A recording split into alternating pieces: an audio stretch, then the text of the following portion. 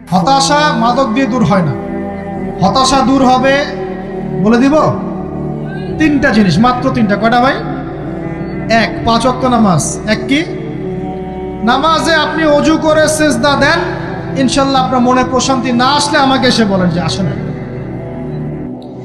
চোখের পানি, মনের আবেগ যা আছে আপনার ভিতরে, কষ্ট, দুঃখ, যন্ত্রণা, সব আল্লাহকে ঢেলে দিবেন ইনশাল্লাহ। নিজের আবেগ ধরে রাখবেন এখানে, আপনি আল্লাহর জন্য ঢেলে দিবেন। মানুষকে আবেগ দেখা কি না? মানুষ আপনার চোখের পানির মর্ম বুঝবে? মানুষ কি মানুষের চোখের পানির মর্ম বুঝে? আপনার পিতা যদি মারা যায়, আমার কাছে এসে দোয়া চান কান্নাকাটি করে, আমি দোয়া করতে পারবো, কিন্তু আমি কিন্তু আপনার ফিলিংসটা বুঝতে পারবো না। আপনার অনুভূতি কে বুঝতে পারবেন? আল্লাহ পাক আপনার ঘাড়ের রগের চেয়েও কাছে আছেন। সুবহান সুবহান, আল্লাহ পাক ঘাড়ের রগের চেয়ে কাছে আছে। গতকালকে বাংলাদেশের একজন বরেণ্য আলেমের সাথে একটা কনফারেন্সে ছিলাম। উনি বলছিলেন যে এক ব্যক্তি, এটা শোনেন, এক ব্যক্তি খুব তার শখ যে তিনি সাহাবীদের মতো নামাজ পড়া শিখবেন। কথা বুঝতে পারছেন? সাহাবীদের মতো নামাজ শিখবেন। তো একজন বরেণ্য আলেমের কাছে এসেছেন, এসে বলছেন যে আমাকে সাহাবীদের মতো নামাজ শিখিয়ে দেন। তখন সেই আলেম আরেকজন আলেমের সন্ধান দিয়েছেন, যে তুমি তার কাছে যাও, তিনি শেখাবেন। তো সেই ব্যক্তি একটু অবাক হয়েছেন, কারণ যাকে প্রশ্ন করেছিলেন তিনি অনেক বড় মুহাদ্দিস, আর যার কাছে পাঠানো হচ্ছে তিনি অত বড় মুহাদ্দিস নন, কিন্তু আবেদ, আমল করেন। তাকে গিয়ে বলছেন উনি আমাকে পাঠিয়েছেন সাহাবীওয়ালা নামাজ শিখিয়ে দেন। তখন তিনি বলছেন ঠিক আছে, সুন্দর করে অজু করে আসো, সুন্দর করে অজু করে আসো। অজু করার সময় খালি খেয়াল রাখবা যে আমি অজু করছি শুধু আল্লাহর সন্তুষ্টির জন্য। কি খেয়াল রাখবেন? অজু করছি শুধু আল্লাহকে রাজি খুশি করার জন্য অজু করছে, আর কোনো উদ্দেশ্য নাই আমার। অজু করতে যাচ্ছে, তিনি আবার বলছেন দাঁড়াও, শুধু আল্লাহকে রাজি খুশি করার জন্য অজু করো। আবার শুরু করছেন, আবার বলছেন শোনো, শুধু আল্লাহকে রাজি খুশি করার জন্য অজু করো। এভাবে বলতেই আছেন। নামাজে দাঁড়িয়েছেন, দাঁড়ানোর আগে বলছেন শোনো, শুধু আল্লাহকে রাজি খুশি করার জন্য নামাজ পড়ো। বলতেই আছেন। এক পর্যায়ে সে ব্যক্তি নামাজ শুরু করলো। নামাজে মনোযোগ এদিক ওদিকে যায়, আর তার মাথায় এটা আসে, এই শুধু আল্লাহকে রাজি খুশি করার জন্য আমাকে নামাজ পড়তে হবে, শুধু আল্লাহকে রাজি খুশি করার জন্য নামাজ পড়তে হবে। এই চিন্তা তার মনের মধ্যে ঘুরপাক খাচ্ছে। এভাবে নামাজটা সে শেষ করেছে। শেষ করে চিন্তা করছে যে নামাজ তো পুরোপুরি মনোযোগ দিতে পারলাম না। বারবার মাথার মধ্যে এরকম চিন্তা আসছে, আল্লাহ আমাকে তো মাফ করে দাও, নামাজটা আমার মনে হলো না ঠিক মতো। তখন সে ফিরে এসে তার সে ওস্তাদকে বলছেন আমার তো নামাজ এরকম করে পড়লাম, কিন্তু শেষমেশ মনে হলো যে নামাজটা হয়তো কবুল হয় নাই। আল্লাহর কাছে খুব মাফ চাইলাম, আল্লাহ আমাকে মাফ করে দাও, নামাজটা মনে হলো না।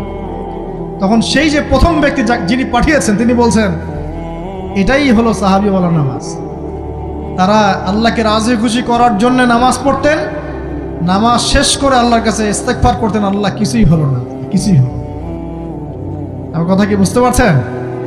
অতএব আল্লাহকে রাজি খুশি করার জন্যে আপনি আপনার আবেগ, আপনার ইবাদত সব ফেলে দিবেন, অন্য কারো কাছে কিছু পাওয়ার আশা করবেন। আমাকে আল্লাহ পাঠিয়েছেন দুনিয়াতে নামাজ পড়তে, রোজা রাখতে, দিনের প্রচার করতে, দিনের জ্ঞান অর্জন করতে, এই তো। তা আমি একজন মেয়ের জন্য জীবন নষ্ট করে দিব কেন? আমি তাহলে আল্লাহর কাছে কি মুখ দেখাবো, আর নবীর কাছে কি মুখ দেখাবো? ওখানে গিয়ে বলবো আল্লাহ আমি আমার অমুক প্রেমিকার জন্য আশেক হয়ে একদম জীবন দিয়ে দিয়েছি, আত্মহত্যা করেছি। গেছে ভাই, যাইতে দেন।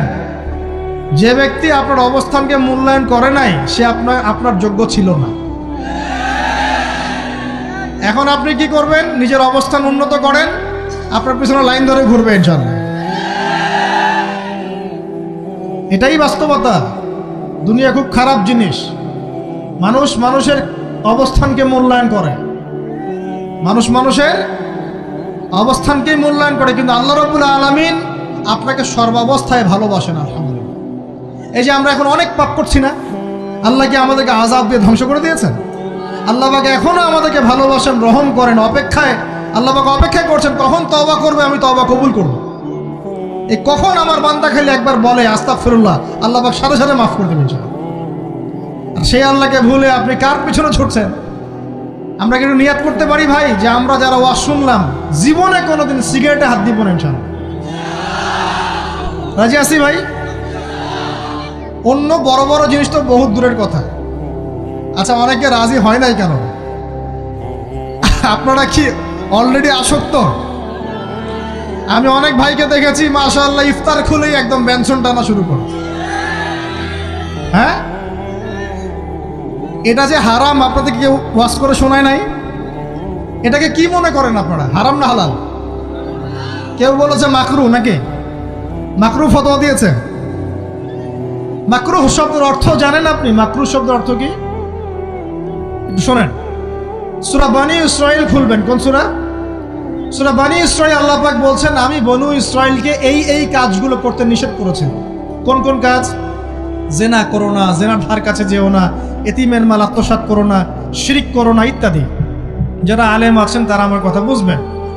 এই কাজগুলোর পরে আল্লাহ পাক বলছেন যে এই প্রত্যেকটা কাজ আল্লাহর কাছে মাকরুহ, অপছন্দের। কিসের? অপছন্দ। আর এটাকে আপনি সহজ মনে করছেন? নিয়াত করি আল্লাহ পাকের সন্তুষ্টির জন্য আমরা কোনোদিনও মাদকের সাথে সম্পৃক্ত হব না ইনশাআল্লাহ। আর বিশ্বাস করেন শুধুমাত্র মাদকদ্রব্য নিয়ন্ত্রণ অধিদপ্তর এই আইন কানুন এগুলো দিয়ে, জরিমানা দিয়ে মানুষকে মাদক ছাড়ানো যাচ্ছে না, যাবে না। কেন যাবে না এটা আপনারা খুব ভালো করেই জানেন, আমি বলতে চাচ্ছি না। অনেক সময় মাদক বিরোধী কনসার্ট করে মানুষ, মাদক বিরোধী কনসার্টে ওঠার আগে এক বোতল ডাইল খেয়ে আসে আগে। এগুলো কি বাস্তব কথা বলছি না অবাস্তব কথা বলছি? আমাদের যুবক ভাইরা কোশ্চিন কালেও মাদকের ধার কাছে যাবেন না ইনশাআল্লাহ। একটা হাদিস খালি মনে রাখেন, একটা, এই হাদিসটা মনে রাখেন। নবী সাল্লাল্লাহু আলাইহি ওয়াসাল্লাম বলেছেন কেউ যদি মাদকদ্রব্য সেবন করে তার 40 দিনের নামাজ কবুল হবে না। সিগারেট একটা খেয়েছি, 40 দিন নামাজ নাই। এরপর যদি সে তওবা করে আল্লাহ মাফ করে দিবে। আবার যদি মাদক খায় আবার 40 দিন কবুল হবে না। যদি আবার তওবা করে আল্লাহ মাফ করে দিবে। আবারও যদি খায় আবারও 40 দিন কবুল হবে না। আবারও তওবা করলে আল্লাহ আবার মাফ করে দিবে। চতুর্থবার সে যদি মাদক খায়, আল্লাহ রসুল সাল্লাল্লাহু আলাইহি ওয়াসাল্লাম বলছেন আল্লাহ পাক কিয়ামতের মাঠে তাকে তিনাতুল খাবাল পান করাবেন। কি পান করাবেন? তিনাতুল খাবাল। সাহাবীরা বললেন ইয়া রাসূলুল্লাহ এটা কি? তিনাতুল খাবাল কি? নবী সাল্লাল্লাহু আলাইহি ওয়াসাল্লাম বলছেন এটা হচ্ছে জাহান্নামীদেরকে আযাব দেওয়ার পর তাদের রক্ত মাংসের যে পুঁজ বের হবে, এই যে ড্রিঙ্কস, জাহান্নামের হার্ড ড্রিঙ্কস, এই ড্রিঙ্কসের নাম হলো তিনাতুল খাবাল।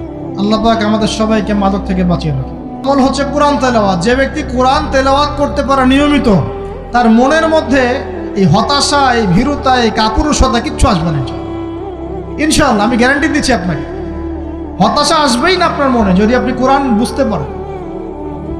কোরআনের একটা আয়াত নিয়ে কোনো কোনো সময় দেখা যায় 2-3 ঘন্টা সময় পার হয়ে যাচ্ছে, আয়াতটা ছেড়ে সামনে যেতে পারছি না। কোরআনের ভিতরে ঢুকলে আপনি দুনিয়ায় ভুলে যাবেন কি হচ্ছে আশপাশে। আমি এমন অনেক আলেমকে দেখেছি যে একটা বই, পাতলা একটা বই, আরবি বই নিয়ে পড়া শুরু করেছেন, যে ফজরের পরে জোহরের ওয়াক্ত হয়ে যাচ্ছে, বইটাই শেষ করতে পারেননি। বুঝতে পারবেন না? যখন আপনি ইলমের ভিতরে ঢুকে যাবেন, কোরআনের ভিতরে, হাদিসের ভিতরে, আপনার দুনিয়ার খেয়ালই নাই। একজন আলেম তিনি এক রাত্রে একটা বই লিখেছিলেন, 40 বই, এক রাত্রের মধ্যে। বলা হচ্ছে তার সম্পর্কে বলা হচ্ছে যে রাতের খাবার তাকে দেয়া হয়েছে যে আপনি এটা খেয়ে নেন। খাবারটা পাশেই আছে, খাবারটা পাশেই আছে, খাবারটা খাবো, এটা লিখে খাবারটা খাবো, এরকম তার চিন্তা ছিল। ফজর হয়ে গেছে, বই লেখাও শেষ, খাবার এই অবস্থায় পড়ে আছে, ডুবে গেছেন ভিতরে, খাওয়ার মাথায় খেয়াল নাই। এরকম হয়। একজন মনীষী, বিখ্যাত মনীষী, রিয়াদুস সালেহীন কিতাবের রাইটার, সংকলক আল্লামা নববী রাহিমাহুল্লাহ, এরকম সারা রাত চলে গেছে, পাশে 2টা খেজুর, ওই 2টা খেজুর খাওয়ারই সময় পাবে। হাদিস নিয়ে গবেষণা করতে করতে করতে করতে রাত পার হয়ে গেছে। আমি বলতে চাচ্ছি যখন ইলমের ভিতরে, কোরআন হাদিসের ভিতরে ঢুকে যাবেন, আপনার দুনিয়ার খেয়াল আপনার চলে যাবে ইনশাআল্লাহ। এই টেনশন, হতাশা, এই সেই বাদ। তখনই আল্লাহ পাক আপনাকে তার পক্ষ থেকে রহমত দিবেন, বরকত দিবেন, আল্লাহ আপনার দুনিয়ার কাজগুলো করে দিবেন ইনশাআল্লাহ। তখন দেখবেন কেউ আপনার দুনিয়ার ওই কাজটা করে দিয়েছে, কেউ ওই কাজটা করে দিয়েছে, কেউ বাসায় খাবার পাঠিয়ে দিয়েছে, আল্লাহ পাকই এগুলো করাই দিবেন ইনশাআল্লাহ। তো প্রিয় ভাইরা, মাদকে যাব না আল্লাহর কাছে আসব? 2 নাম্বার কোরআন তেলাওয়াত, 3 নাম্বার আল্লাহর জিকির। 3 নাম্বার কি ভাই? আল্লাহর জিকির চলতে ফিরতে সব সময় মুখ চলতে থাকবে, মুখ না চললেও মনে মনে মন তাজা থাকবে, মনে মনে জিকির হতে থাকবে। মনে মনে জিকির করতে পারেন, মুখ নড়বে না কিন্তু মনে মনে আপনার একটা জিকির হতে থাকবে, সুবহানাল্লাহ ওয়া আলহামদুলিল্লাহ লা ইলাহা ইল্লাল্লাহ আল্লাহু আকবার। পড়া যাবে? পারে। মানুষের মন কখনো চুপ করে থাকে না, কিন্তু মানুষের মন অলওয়েজ কিছু না কিছু চিন্তা করতেই থাকে, করতে থাকে না, যতক্ষণ না ঘুমায় মানুষ। তো প্রিয় ভাইরা, বেশি বেশি জিকির করব, সুবহানাল্লাহ আলহামদুলিল্লাহ লা ইলাহা ইল্লাল্লাহ আল্লাহু আকবার লা হাওলা ওয়ালা কুওয়াতা ইল্লা বিল্লাহ, এগুলো চলতে থাকবে। আল্লাহ পাক তৌফিক দান করুন। আমিন। আমরা আমাদের সমাজে যুবকদেরকে এরকম টিকটকে দেখছি, অনলাইনে আসক্ত দেখছি, জেনায় আসক্ত দেখছি, পর্নোগ্রাফিতে আসক্ত দেখছি। আমরা দেখছি আমাদের যুব সমাজকে মাদকে আসক্ত, কিশোর গ্যাংয়ে আসক্ত। এইগুলো কি আমাদের কাম্য ছিল ভাই? আমাদের কাম্য ছিল? এই অবস্থায় কি যুব সমাজ আল্লাহ পাকের দিনের পতাকা হাতে নিয়ে আল্লাহর জমিনে দিন কায়েম করতে পারবে কিনা একটু আমাকে উত্তর দেন দেখি। এখন এই অবস্থায় পারবে? অতএব অবস্থার উন্নতি করতে হবে কিনা? উন্নতির জন্য রাজি আছি কিনা ইনশাআল্লাহ? আমরা চাই কি আল্লাহ পাকের দিনটা আল্লাহর জমিনে প্রতিষ্ঠা লাভ করুক, আল্লাহর দিন সবার ঘরে ঘরে পৌঁছে যাক, আল্লাহ পাকের দিনের যে সৌন্দর্য সবাই সেটাই, এই সৌরভটা সবাই পাক। আমরা চাই কি না? সমাজে শান্তি প্রতিষ্ঠা হোক, আবার সেই রাসূলের মতো যুগ চলে আসুক, আমরা চাই কি না? অতএব আমাদের সবাইকে যৌবনের এই প্রলোভনগুলো থেকে বেরিয়ে এসে আল্লাহ পাকের ইবাদতে আত্মনিয়োগ করতে হবে। আল্লাহ পাক আমাদের সবাইকে তৌফিক দান করুন, বলি আমিন। আমাদের সবাইকে আল্লাহ রাব্বুল আলামিন কুরআন এবং হাদিসের গভীর জ্ঞান অর্জন করার তৌফিক দান করুন, বেশি থেকে বেশি ইবাদত করার তৌফিক দান করুন। আল্লাহ পাক সবাইকে হারাম সমস্ত রিজিক থেকে বাঁচিয়ে রাখুন, জেনা, ব্যভিচার এবং নারীর ফিতনা, মাদক থেকে আল্লাহ বাঁচিয়ে রাখুন। আল্লাহ পাক আমাদের সবাইকে হালাল রিজিক, হালাল সম্পর্ক যথেষ্ট করে দিন। আল্লাহ পাক আমাদের সবাইকে যেন দিনের দাওয়াতের মেহনত করার তৌফিক দান করেন এবং আলেম ওলামার সাথে পরামর্শ করে দিন শেখার এবং বোঝার তৌফিক দান করেন। যুবতী দিনী বোনদের জন্য, এখানে বোনরা আছেন না? আছেন কি না? দিনী বোনরা আছেন? একটা নসিহত দিনী বোনদের জন্য আমি একটা নসিহত করতে চাচ্ছি, একটা নসিহত। আমার এই একটা নসিহত একটু মন দিয়ে শুনুন প্রিয় দিনী বোন। রাসূলুল্লাহ সাল্লাল্লাহু আলাইহি ওয়াসাল্লাম আমাদের দিনী বোনদের জন্য জান্নাতে যাওয়ার একটা ফর্মুলা বলে দিয়েছেন। আমি কি বলবো সেটা? আচ্ছা, রাসূলুল্লাহ সাল্লাল্লাহু আলাইহি ওয়াসাল্লাম বলেছেন আমাদের দিনী বোনেরা, আমাদের মায়েরা, এই নারী জাতি মাত্র 4টা কাজ করলে জান্নাতের যে কোনো দরজা দিয়ে ইচ্ছা প্রবেশ করতে পারবে। খুশি হন নাই? কয়টা কাজ? মাত্র 4টা। এক, যদি আমাদের দিনী বোনেরা 5 ওয়াক্ত নামাজটা ওয়াক্ত মতো পড়ে, আল্লাহ পাক তৌফিক দান করুন, বলি আমিন। 2 নাম্বার, যদি তারা রমাদান মাসের রোজাটাকে ঠিক মতো আদায় করতে পারে। 1 নাম্বার 5 ওয়াক্ত নামাজ ঠিকঠাক আদায় করা, 2 নাম্বার রমজান মাসে সওম রাখা, 3 নাম্বার তাদের লজ্জাস্থানের হেফাজত করা, মানে শরঈ পর্দা মেনটেন করা, শরঈ পর্দা মেনটেন করা। এবং আমি বলে দেই, চেহারাটা আপনাদের পর্দার অন্তর্ভুক্ত। এটা নিয়ে অনেক বাকবিতণ্ডা হয় না সমাজে, চেহারা দেখানো যাবে কি যাবে না ইত্যাদি। চেহারা আপনার পর্দার অন্তর্ভুক্ত বিষয়, ফুল স্টপ। এর উপরে ফতোয়া অনেকে অনেকভাবে দিচ্ছে, কিন্তু বরেণ্য উলামায়ে কেরামের কিতাবগুলো ঘাটাঘাটি করেন, তাদের ফতোয়া হচ্ছে চেহারা আপনার পর্দার অন্তর্ভুক্ত বিষয়, চেহারা ঢেকে রাখবেন। আল্লাহ পাক তৌফিক দান করুন। চোখ থাকবে খোলা, ঠিক আছে।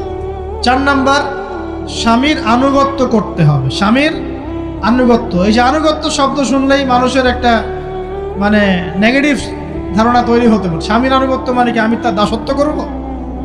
আনুগত্য মানে, প্রিয় দিনী বোন, আনুগত্য মানে দাসত্ব নয়।